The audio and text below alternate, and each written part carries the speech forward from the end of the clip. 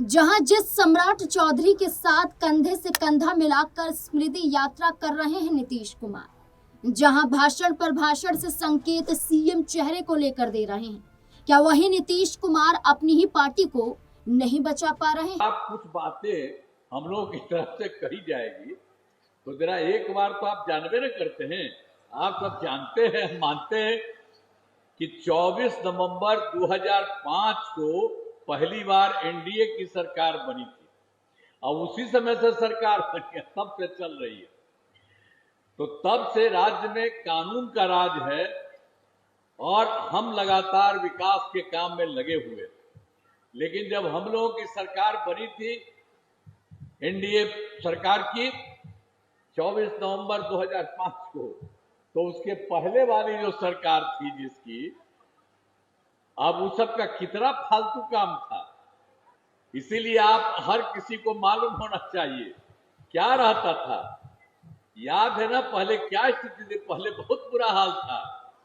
लोग शाम के बाद घर से बाहर नहीं निकलते थे। वो क्या कह दिया था शुरू में? सबको कहा कि शाम के में घर में रहिए, उसके आगे मत निकलिए।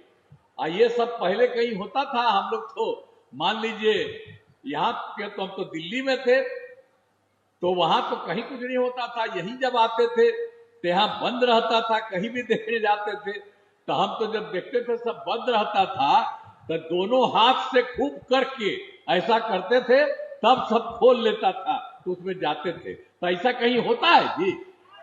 पूरे देश में कहीं है जहां उस सब को कर दिया था शाम में कि घर के अंदर रहिए? पहले यही बुरा हाल था, ये जरा जान लीजिए। और उसके अलावा और क्या होता था? समाज में कितना विवाद होता था, कितना हिंदू मुस्लिम झगड़ा होता था। पढ़ाई का क्या हाल था? बहुत कम बच्चे पढ़ते थे, बहुत कम पढ़ाई होती थी। पहले इलाज का पूरा इंतजाम नहीं था, सड़कें बहुत कम थी और जो थी उनका बुरा हाल था। बिजली बहुत कम जगह थी। तो ये पहले वाली जो सरकार थी और वो सब जो किया था, कोई काम नहीं करता था, गड़बड़। आज जैसे ही सब गड़बड़ किया था, उसके बाद हम लोगों की सरकार आई तो हमने सबके हित में सारा काम किया।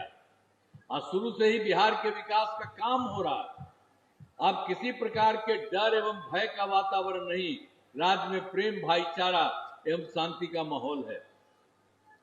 अब पहले जो देख लीजिए कितना ज्यादा था, मुस्लिम का भी झगड़ा वो लोग तो बेचारा चाहता था, वो नहीं करते थे। तो जैसे ही हम लोगों की सरकार बनी थी तो उसके बाद हम लोगों ने उसके लिए भी किया।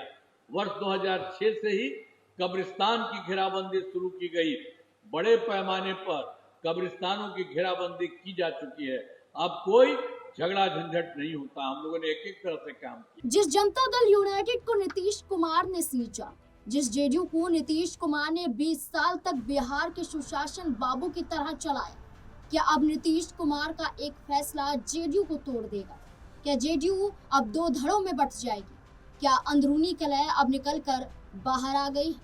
क्या बिहार छोड़ने से पहले अपने ही सांसदों में नफरत देखना नीतीश कुमार को बर्बाद कर देगा?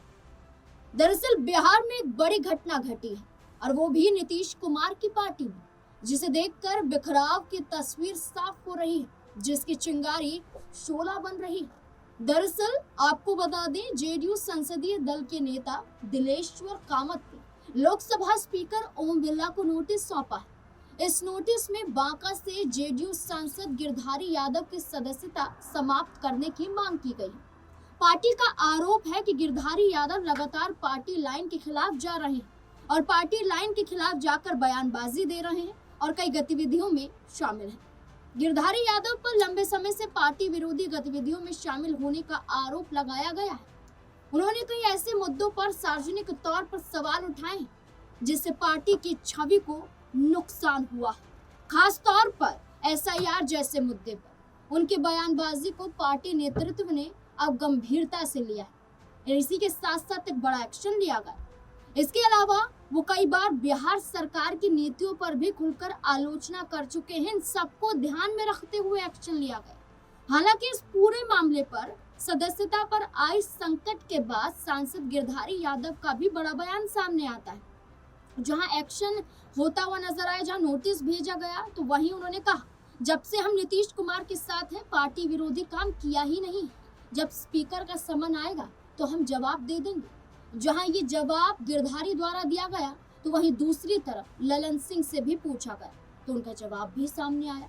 उन्होंने कहा, गिरधारी यादव ने 2025 के विधानसभा चुनाव में आरजेडी के टिकट पर चुनाव लड़ रहे अपने बेटे के लिए सक्रिय रूप से प्रचार किया। इसी को पार्टी विरोधी गतिविधियां मानते हुए जेडीयू के संसदीय नेता दिलेश्वर कामत लोकसभा अध्यक्ष को आवेदन दिया और इस पर अंतिम निर्णय अब अध्यक्ष द्वारा ही लिया जाएगा। आपको बता दें कि जहां जेडीयू से ये आवाज आई तो वहीं दूसरी तरफ आरजेडी सांसद मीसा भारती ने भी अपनी चुप्पी तोड़ी और कहा, गिरधारी यादव तो एनडीए में जेडीयू के सांसद है। अगर उनके बेटे ने राजद से चुनाव लड़ा है तो वो उनका फैसला है, क्योंकि वो अब एडल्ट हो चुके हैं, अपने फैसले ले सकते हैं, उनके अपने अधिकार हैं।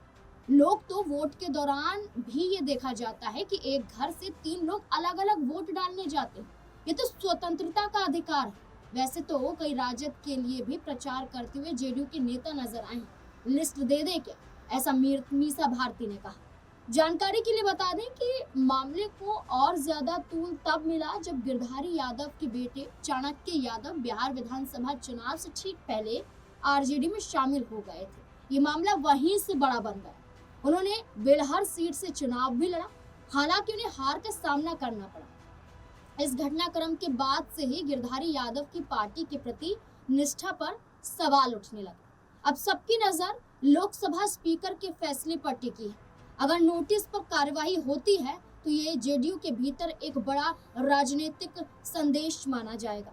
वहीं विपक्षी दल भी इस पूरे घटनाक्रम पर नजर बनाए हुए, क्योंकि इससे बिहार की राजनीति में नई हलचल पैदा हो सकती है। इससे जेडीयू का एक सांसद कम हो सकता है, इससे जेडीयू के अंदर बगावत हो सकती है, फूट पड़ सकती है और इसका खामियाजा सिर्फ और सिर्फ नीतीश कुमार को भुगतना पड़ेगा। एक सांसद पर यहाँ नोटिस जारी है और साथ ही साथ यहाँ पत्र लिखा जाता है कि कार्यवाही हो।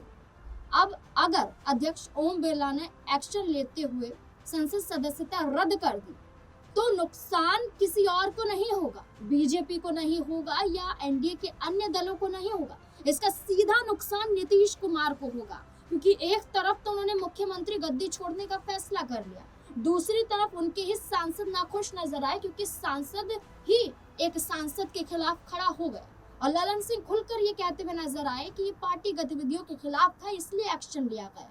अब देखना होगा कि एक चेहरा बाहर जा रहा है या केसी त्यागी के बाद इस चेहरा यानी कि गिरधारी यादव का चेहरा, और इसके बाद क्या अन्य चेहरे भी हो सकते हैं या वाकई 2 धड़ों में जेडीयू बढ़ जाएगी। अगर बढ़ जाएगी तब क्या होगा, क्या विपक्ष को एक बड़ा मौका मिल गया है? आपको क्या लगता है इस पूरे मुद्दे को लेकर? अपनी राय कमेंट सेक्शन में जरूर दें।